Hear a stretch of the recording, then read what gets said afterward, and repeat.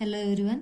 आज हम पढ़ेंगे पीएमएमसी इंस्ट्रूमेंट। ठीक है, कल हमने टाइप्स ऑफ इंस्ट्रूमेंट देख चुके थे हम लोग प्रीवियस वीडियो में। अगर आपने नहीं देखा हो तो प्लीज जाके विजिट करो और जान के लो कि कितने टाइप्स के इलेक्ट्रिकल मेजरमेंट इंस्ट्रूमेंट्स होते हैं। ठीक है, तो आज हम उसमें से ही एक इंस्ट्रूमेंट पढ़ेंगे, दैट इज पीएमएमसी। पीएमएमसी का मतलब होता है permanent magnet moving coil instrument. ठीक है, सबसे पहले हम बात करते हैं पीएमएमसी की। तो ये जो इंस्ट्रूमेंट है वो हम बस डीसी मेजरमेंट के लिए यूज करते हैं। ओके, तो ये जो इंस्ट्रूमेंट है वो हम डीसी मेजरमेंट के लिए यूज करते हैं।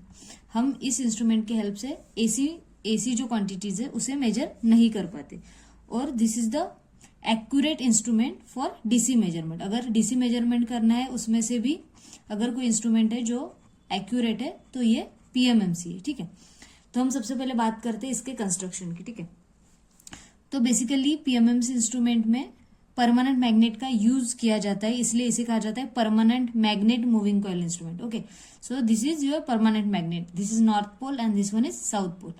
इसमें मूविंग कॉइल होती है। मूविंग कॉइल किसे, एक कोर होता है, उसके ऊपर एल्यूमिनियम के फ्रेम के ऊपर आपकी जो कॉइल्स होती है, ठीक है ना, इस फ्रेम के ऊपर, this is your aluminium frame, और इसके ऊपर आपकी जो कॉइल है वो वाउंड की जाती है। ठीक है, और इस कॉइल को हम सप्लाई देते हैं with the help of spring. तो आप यहाँ पर दो कंट्रोलिंग स्प्रिंग यूज करेंगे, this is your first spring and this is your second spring. ठीक है, तो इस फर्स्ट स्प्रिंग से आप क्या करते हो, इनपुट करंट सप्लाई करते हो और यहां से आप आउटपुट करंट बाहर लेते हो। ठीक है, तो ये जो दो स्प्रिंग है इसके दो पर्पज है। फर्स्ट पर्पज क्या है कि टू सप्लाई द करंट। ठीक है, अब हम इस स्प्रिंग को डीसी करंट देते हैं। ठीक है, आपको ये ध्यान में रखना है कि इस जो स्प्रिंग है या फिर ये कॉइल है, इसमें आपका जो सप्लाई जाएगा वो जाएगा डीसी सप्लाई। ठीक है, यहां से जैसे डीसी सप्लाई जाता है, ठीक है, इस स्प्रिंग से डीसी सप्लाई दिया जाता है, इनपुट डीसी सप्लाई या डीसी करंट, और यहां से आप आउटपुट में करंट लेते हो। ठीक है,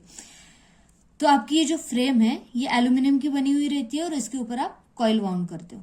थर्ड इज योर पॉइंटर। ठीक है, जो थर्ड पार्ट है आपका वो है पॉइंटर। आपका पॉइंटर का काम क्या है, टू इंडिकेट द रीडिंग। ठीक है, जो भी आपकी रीडिंग आएगी वो आप पॉइंटर के थ्रू आपको मिलेगी। ठीक है, ये तो हो गया कंस्ट्रक्शन। इसमें और एक है, यहाँ पर आपके ज्वेल्ड बियरिंग है। ज्वेल्ड बियरिंग क्या करेगा, ये जो आपका शाफ्ट घूमने वाला है उसे सपोर्ट करने का काम जो करता है वो करता है आपका ज्वेल्ड बियरिंग।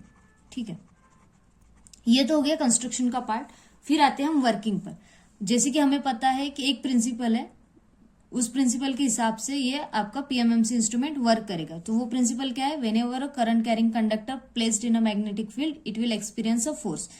इसका मतलब क्या है, जैसे आप इस स्प्रिंग से सप्लाई दोगे, इनपुट सप्लाई, तो क्या होगा, इस कॉइल में क्या होगा, आपका करंट फ्लो होगा, डीसी करंट। ठीक है, डीसी करंट जैसे ही करंट फ्लो होगा, क्योंकि हमने यहाँ पर यहाँ पर आपने परमानेंट मैग्नेट फिक्स किया, तो ये मैग्नेटिक फील्ड प्रोड्यूस करेगा, और जैसे ही मैग्नेटिक फील्ड में आप रखोगे करंट कैरिंग कंडक्टर तो ये क्या होगा, फोर्स एक्सपीरियंस करेगा। तो जैसे ही ये आपकी जो फ्रेम है रोटेट करेगी, तो रोटेट करने के बाद, क्योंकि हमें पता है कि पॉइंटर जो है आपका, ये जो पॉइंटर है वो कनेक्टेड है विद दिस स्पिंडल, तो क्या होगा, जैसे ही आपकी फ्रेम रोटेट करेगी वैसे ही आपका पॉइंटर क्या होगा, मूव होगा। ठीक है ना, तो इस प्रकार आपका जो है पीएमएमसी इंस्ट्रूमेंट वर्क करेगा। ठीक है, तो यहां पर आप देख पा रहे होंगे कि इस पॉइंटर के एंड में एक है बैलेंसिंग वेट। ठीक है ना, बैलेंसिंग वेट दिया जाता है। बैलेंसिंग वेट क्यों दिया जाता है, क्योंकि इस पॉइंटर को आपको बैलेंस करना है, तो इसीलिए हम यहाँ पर बैलेंसिंग वेट का यूज करते हैं।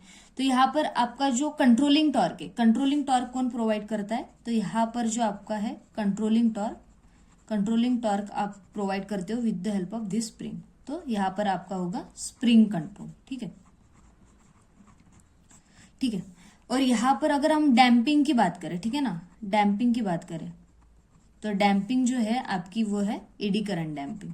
एडी करंट डैम्पिंग हम कहां पर यूज करते हैं, एडी करंट डैम्पिंग हम वहां पर यूज करते हैं जहां पर स्ट्रॉन्ग मैग्नेटिक फील्ड प्रेजेंट हो। ठीक है ना, स्ट्रॉन्ग मैग्नेटिक फील्ड जहां पर भी प्रेजेंट होती है वहां पर हम यूज करते हैं एडी करंट डैम्पिंग का। ठीक है, तो कंट्रोलिंग टॉर्क हम स्प्रिंग कंट्रोल यूज करते हैं कंट्रोलिंग टॉर्क के लिए, और डैम्पिंग टॉर्क के लिए हम एडी करंट डैम्पिंग यूज करते हैं। ठीक है, तो अभी हम आते हैं कि what is controlling torque. Controlling torque वो टॉर्क होता है जैसे ही आपने पॉइंटर मूव किया, तो क्या होना चाहिए, एक पर्टिकुलर, जैसे अगर आपने एक मीटर यूज किया और उसकी जो रीडिंग है एमीटर, लेट्स कंसीडर आपने एमीटर यूज किया और जिसकी 10 एम्पियर रीडिंग है, ठीक है।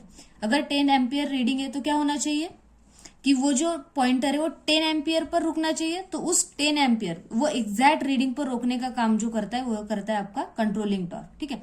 डैम्पिंग टॉर्क का मतलब क्या है? डैम्पिंग टॉर्क मतलब वो टॉर्क होता है जैसे आपका पॉइंटर 10 पर गया, राइट, तो वहां पर क्या होता है, आपका जो पॉइंटर होता है वो ऑसिलेट होते रहता है, ठीक है। ऑसिलेट मतलब ऐसे आपका ऑसिलेट होता है, राइट। तो उस ऑसिलेशंस को डैम्प आउट करने का काम जो करता है वो करता है आपका डैम्पिंग टॉर्क, ठीक है। और एक टॉर्क प्रेजेंट होता है आपके इसमें जो कि होता है डिफ्लेक्टिंग टॉर्क, ठीक है। जो थर्ड टॉर्क है वो है आपका डिफ्लेक्टिंग टॉर्क। डिफ्लेक्टिंग टॉर्क का मतलब क्या है? जैसे ही आपका ये जो फोर्स लगेगा तो एक जो जीरो पोजीशन से, जैसे आपने 10 एम्पियर की बात की थी, तो उस 10 एम्पियर तक लेकर जाने का काम जो करेगा वो काम करेगा डिफ्लेक्टिंग टॉर्क, ठीक है ना। मतलब जीरो पोजीशन से आपके रीडिंग तक लेकर पॉइंटर को लेकर जाने का काम करेगा डिफ्लेक्टिंग टॉर्क, ठीक है। तो यहाँ पर हमने देख लिया है उसका कंस्ट्रक्शन कैसे होता है पीएमएमसी का, उसका वर्किंग कैसे होता है। अभी हम देखते हैं what are the advantages of PMMC, ठीक है। तो सबसे पहला है आपका एडवांटेज, वो है आपका high torque to weight ratio, ठीक है। आपका high torque to weight ratio रहने से क्या होगा कि आपका जो डिवाइस का सेंसिटिविटी है ना, सेंसिटिविटी आपकी ज्यादा रहेगी, ठीक है। दूसरा है power consumption is less as compare to other devices. PMMC has less power consumption, ठीक है। फिर यूनिफॉर्म स्केल। यूनिफॉर्म स्केल का मतलब क्या है? आपका जो डिफ्लेक्शन है it is directly proportional to current. तो आपका जो डिफ्लेक्शन है वो डायरेक्टली जितना आप करंट प्रोवाइड करोगे उतना ही आपको डिफ्लेक्शन मिलेगा, इसीलिए आपका जो स्केल है वो यूनिफॉर्म है पीएमएमसी में। फिर है इफेक्टिव डैम्पिंग, क्योंकि हम यहाँ पर ईडी करंट डैम्पिंग यूज करते हैं which is very accurate damping, right. Eddy current damping is very accurate and we are using eddy current damping in PMMC, so its damping is very effective. Last is range can be extended, so with the help of shunt or series resistor we can extend the range of PMMC, ठीक है। फिर हम आते हैं disadvantages पे। What are the disadvantages of PMMC?